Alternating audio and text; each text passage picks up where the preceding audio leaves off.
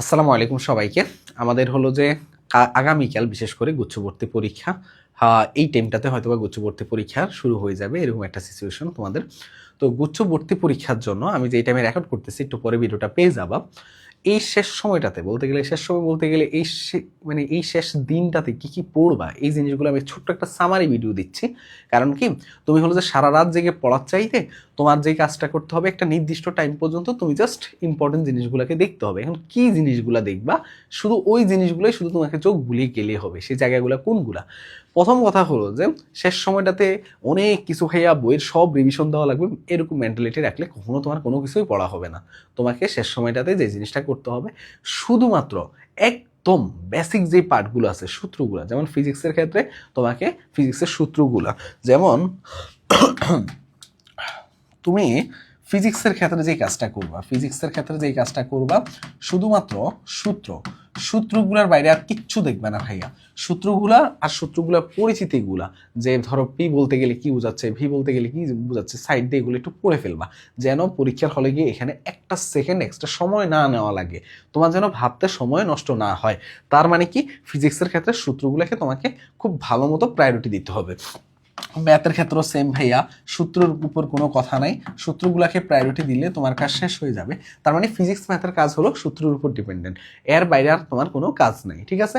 এবার আসো কেমিস্ট্রি আর বায়োলজিতে কি করবা।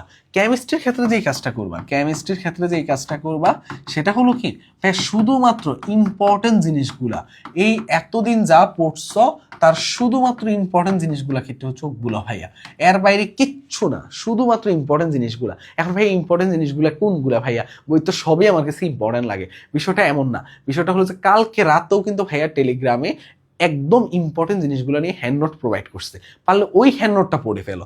অথবা তোমাকে আরো সহজ করে দিই, কেমিস্ট্রি ম্যারাথন হয়েছে, ম্যারাথনের মধ্যে মানে কোশ্চেন ব্যাংক সলভের মধ্যে যেই কোশ্চেনগুলো রাখা হয়েছে, এগুলা কি করা হয়েছে, প্রত্যেকটা ইম্পর্টেন্ট কোশ্চেনগুলাই রাখা হয়েছে। ওই কোশ্চেনগুলো চোখ বুলাতে পারো, ওই স্লাইডগুলো দেখতে পারো। শেষ সময়টাতে তুমি জাস্ট এমনভাবে যাবা, তোমার এরকম মাইন্ডসেট থাকবে যে আমি প্রত্যেকটা টপিক সম্বন্ধে ধারণা রাখি, আমি কোনো কিছু স্কিপ করি নাই। যখন এই ধরনের মেন্টালিটি, এই ধরনের তোমার মধ্যে এরকম একটা স্ট্রং পয়েন্ট থাকবে, তোমার জন্য পরীক্ষা খুব একটা কঠিন হবে না। তুমি বিশ্বাস করো ভাইয়া, তুমি যদি 50-এর আশেপাশে মার্ক একটা এনশিওর করতে পারো ইনশাল্লাহ, কারণ 8,000 তো সিট বলে, এটা টানতে টানতে দেখবো যে 14-15,000 চলে যাচ্ছে, তাহলে তুমি এত সিটের মধ্যে তোমার কিন্তু মার্ক ওই যে 70, 60, 68 এগুলা লাগতেছে না। তুমি 50 মার্ক খুব ধীরে সুস্থে, তোমার টার্গেট হবে 60-এর উপরে মার্ক তোলা, বাট সেটা যদি 50-ও নামে, তুমি এরকম ভাবে টেন্ডেন্সি রাখবা, তাও তোমার একটা সিট হবে। তার মানে কি, তার মানে এইটা কনফিডেন্স রাখলে না এমনি পরীক্ষা ভালো হয়ে যাবে। তোমাকে এই কালকের দিনটা শুধুমাত্র কনফিডেন্সের সাথে পরীক্ষাটা দিতে হবে, তোমার লড়াইটা হবে তোমার সাথে নিজের। তার মানে কি, তুমি এখন অন্যদেরকে দেখে কোনোভাবে হতাশ হওয়ার কিচ্ছু না, কারণ তুমি দেখবা যে পরীক্ষা দিতে গেছে ধরো 90,000, 80,000, 1,00,000 পোলাপান, তার মাঝখানে প্রায় 70,000-80,000 অযথা, ওরা পড়াশোনাই করে না, জাস্ট নামমাত্র পরীক্ষার হল অব্দি যাচ্ছে। তার মানে তোমার সাথে লড়াইটা তোমারই হবে, তুমি শুধু নিজের জায়গা থেকে কনফিডেন্স থাকো, তোমার কালকের পরীক্ষা একদম ভালো হবে, এটা নিয়ে কোনো দুশ্চিন্তা করার কিচ্ছু না। জাস্ট যেই কথাগুলো বলতেছে ওগুলো একটু শুনো। আর বায়োলজির ক্ষেত্রে যে জিনিসটা করবা, বায়োলজির ক্ষেত্রে সেম কথা, স্লাইড পড়ো ভাইয়া, সেম কথা, স্লাইড পড়ো। এখন তুমি বইয়ের ইম্পর্টেন্ট লাইনও পড়ার দরকার নাই, ছকও পড়ার দরকার নেই, বৈশিষ্ট্য পড়ার দরকার নেই, পার্থক্য পড়ার দরকার নেই, তুমি স্লাইড পড়ো। অথবা ভাইয়া কালকে যে টেলিগ্রামে যে নোটটা দিচ্ছি, ওই একদম শর্ট করে যে নোটটা দিচ্ছে সেটা চোখ বুলাও, অনেক হেল্প করবে। তো এই কাজটুকু করো, তাহলে অনেক বেশি হেল্প হবে। তোমার এক্সট্রা করে কিচ্ছু করার দরকার নেই, রাতে ঘুমটা ভালো মতো যাবা। আমি আরেকটা ভিডিও দিব ইনশাল্লাহ বিকেলের মধ্যে, হয়তো পেয়ে যাবা, পরীক্ষা হলে করণীয়, পরীক্ষা হল থেকে কি কি করবা সকল ডিটেলস নিয়ে। বাট এই ভিডিওটা তুমি এখন এই জিনিসগুলো যেগুলো বলছে এগুলো করতে থাকো, এগুলা করে তুমি পরীক্ষা হলে ঢুকো, ইনশাল্লাহ একটা ভালো রেজাল্ট করতে পারবা, এইটুকু কনফিডেন্স রাখো।